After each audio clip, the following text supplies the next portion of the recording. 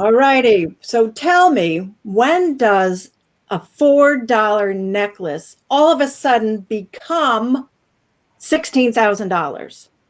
You might have something like this in your home. And we're going to tell you right now how a $4 necklace becomes worth $16,000. Welcome to What's Cooking with Lynn and Joan.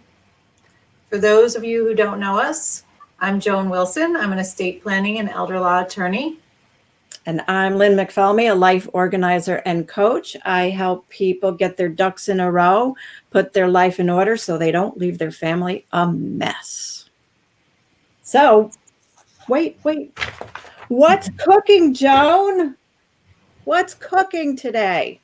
Today's recipe is stuff, the good, the bad, and the ugly. So with any good recipe, we have to have good ingredients, which we ran out of, so we had to run to the store and go get those. And we need a timer. Yes. It is all of it and more. So we're going to set the timer because we want to keep things even and coming out cooked well. And we're just going to get started now with talking about stuff. It happens in every family. I was working with Sandy, a client of mine, who wanted to leave everything in perfect order. She was in perfect health, but wanted to make sure our documents were filed away properly. So if anybody had to jump in to her shoes, her family could do it. Not a problem. She said she didn't own a lot of stuff, so it wasn't necessary to get an appraiser. So she wanted to keep things simple. The girls will decide. They're going to just work together. Mm-hmm. It happens all the time with the personal property, the stuff that people have, especially. I had a client who the son and the father ended up fighting over an Ethan Allen dining room table. And they fought for close to a decade over that dining room table, going back and forth to court. So that table ended up costing about $10,000 in legal fees for the son and the father. And obviously a lot more cost than that because of their family relations were just ruined because of this. Right. And what happens, I mean, I'm glad it was a good brand because the table could last 10 years through the whole fight. And the necklace had no big value at the store, but the sisters couldn't agree and they each wanted it. So starting off in an ideal world, Joan, ideal. You have stuff, you're getting your will together. What basics happen? What are the basics when talking about stuff and leaving stuff to your family? Well, I mean, the first of all, the good part of personal property is it's easy to pass. You know, it's not difficult to take a necklace and give it to somebody that you want to get it. There's no paperwork involved necessarily. It's not like going to a bank and the bank says, well, we need to see all of your paperwork. So people often think, well, that's the easy stuff and it doesn't have a lot of value, so I'm not going to put much thought into it. But like I said earlier, those are the items that people really end up fighting over because of the sentimental value. So what I tell people is communicate with your family members about these items. So I'm worried about the fights. So what happens? So if I want this necklace and my sister, who isn't a fashionista kind of person, wants this, I don't have a sister, but if I had a sister who wanted it, okay, one necklace, two sisters, nobody's talking, they both want the necklace. Mm-hmm. Then what happens? Am I getting a lawyer? Who's getting lawyers? What happens? How does it finally get decided if we can't civilly get it together to have a healthy conversation? What do you do? The personal property is an item of the person who died, the decedent. So anything that's owned by that person who died goes through probate. And the probate judge is going to determine how these things pass, and they'll look to the person's will. And the person's will is where they name their executor. Or if they don't have a will, then the court will appoint somebody that's the person who ultimately gets to decide how these things get distributed unless it's specifically mentioned in the will. But most people don't want to mention these specific things. They don't want to think about it. They just want, like you said, the kids to just figure it out. They think everybody's going to just figure it out amicably. But if it's not specifically mentioned, then it's up to the executor. So if you're the executor and your sister's not, what are you going to do? You're probably going to say, well, I get the necklace if you're the one who wants the necklace. So then, okay, to be fair, okay, I'm the boss of the estate. So is my sister going to go and does she have to go and get a lawyer? Like she wants this necklace because there's more meaning to this and stuff gets thrown in the hearts of people when the things happen in an estate. People get a little crazy. So now sister's getting an attorney? Yes. Oh my gosh. Yeah. Because in all likelihood, you have an attorney as the executor to help you through the whole probate process. That attorney can't represent your sister if your sister has a conflict with you. So she's going to get her own attorney, which is how the costs really start increasing, because now you're both represented by attorneys to fight over this $4 necklace. Because if she doesn't like what you've decided as the executor, she does have an avenue to go to the court and argue that you made the wrong decision. But that's where it just gets ugly, very ugly. And so that would be the ugly part of this conversation. Mm-hmm. My gosh. All right. So we've got the lawyers, we've got the bills, but there's got to be a better way, I would think. So now let's think about, we got the lawyers. Just out of curiosity, one more thing, because I always have one more question. I'm known to have that. Can this go on forever? Like forever? Like when does it end? And when somebody says, I give up, and they raise the white flag? Like Yeah. when? How? Well, the probate court is the court that has jurisdiction to begin with, but the probate court's decisions can always be appealed. Uh-oh, is that our timer? Is it already peaked? Yes.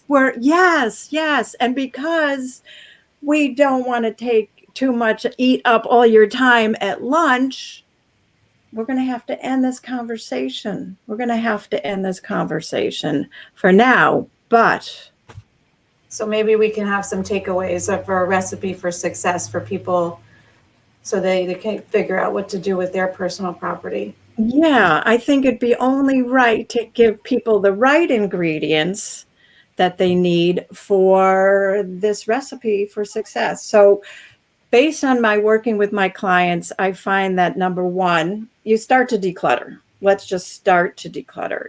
Think about the stuff that has value. There's emotional value, there's sentimental value, there is.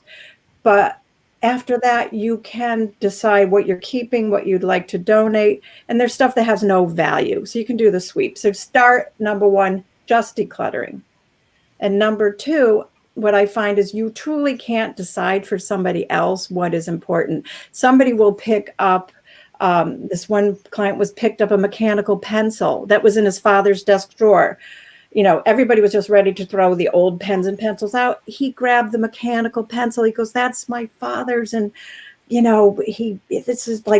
was an art. This is his. I want it.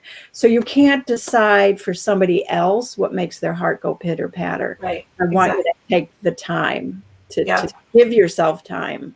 Right. And that's exactly what like I said earlier, I talk to my clients about communicating while they're still alive. Communicate with their family members and make sure that they understand what all of their kids and their grandchildren and anybody else who's in their life really wants from their personal property, because your 35-year-old son may have told you when he was 7 that he wants that emoji pillow that's on your shelf behind you, and he thinks you remembered.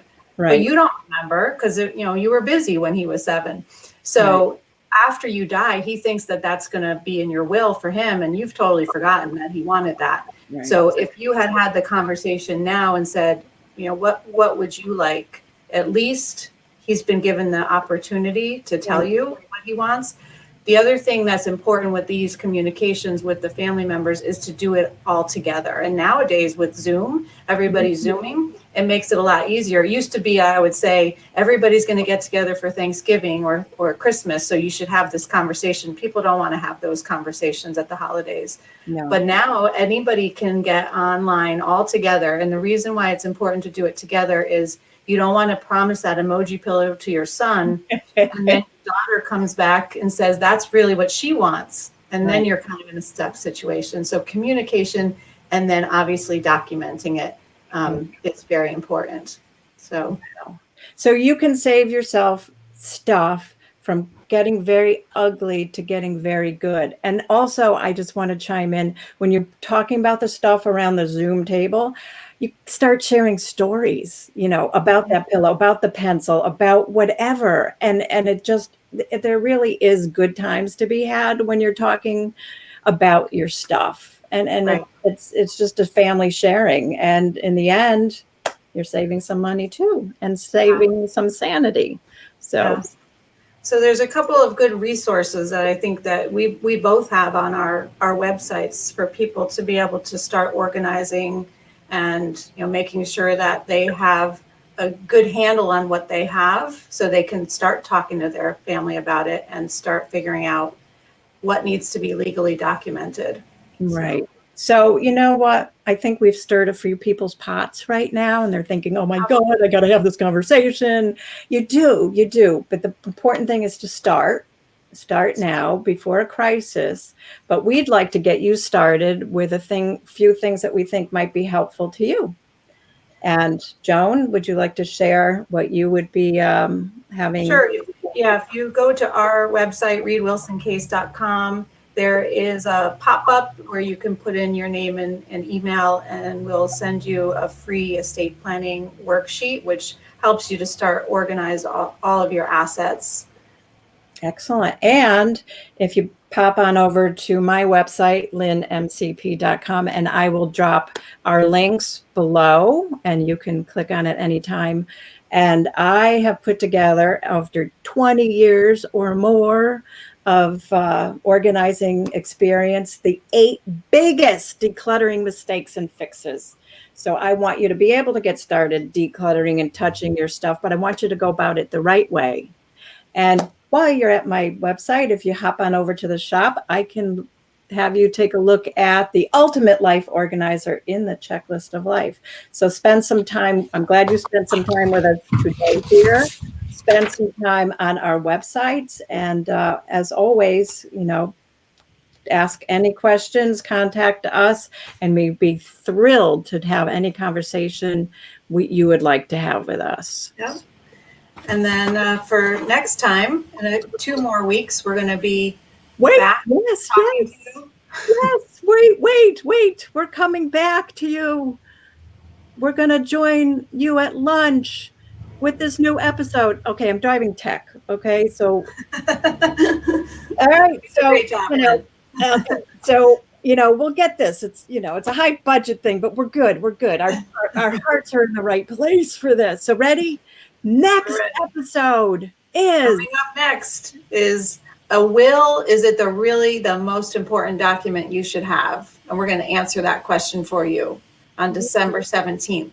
So join us on December 17th at noon, if we're not running late getting the right ingredients together, also known as tech problems. But we'll have it all figured out for you. Thank you for spending part of your lunchtime with us. We appreciate it. And any questions, please let us know. We're here for you. So see you next time. Thank you. Bye. Bye. Thank you.